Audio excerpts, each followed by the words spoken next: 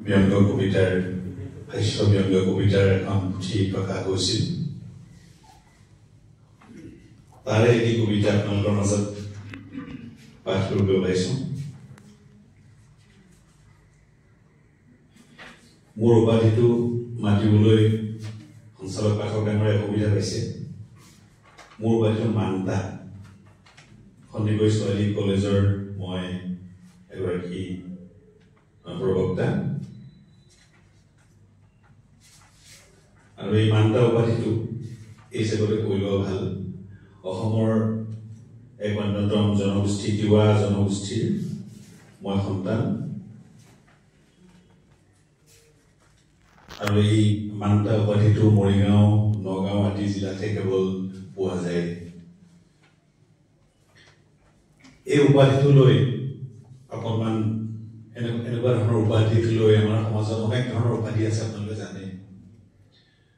বৰুৱা শইকীয়া দাস ফুকন আদি সকলোৰ উপৰিও এনেকুৱা অনেক উপাধি আছে, অনেক জনগোষ্ঠী আছে, আমাৰ বিভিন্ন সামাজিক প্ৰেক্ষাপট আছে। তেনেকুৱা প্ৰেক্ষাপটক লৈ অকণমান হাস্য ব্যঙ্গ কৰি লিখা কবিতা এটা আপোনালোকৰ সন্মুখত পাঠ কৰিম।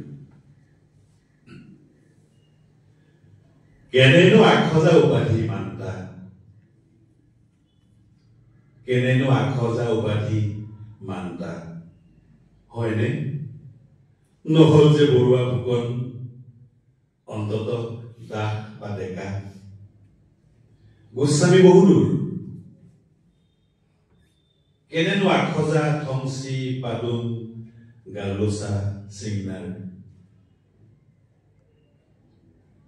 এদিন ক্লাছ 7ত মন্ত্ৰীয়ে সুধিছিল, কিতাপত কেলৈনো নাই এইবোৰ, হয়নে?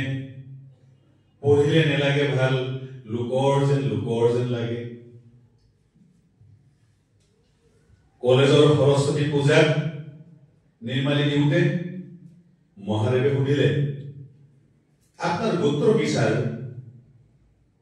গোত্ৰ নাইও মহাদেৱ, আমি বেদৰ বাহিৰ। নহয় দিয়ক ছাৰ, আপনার পুত্র হয়েছি কাশ্যপ, জানে না?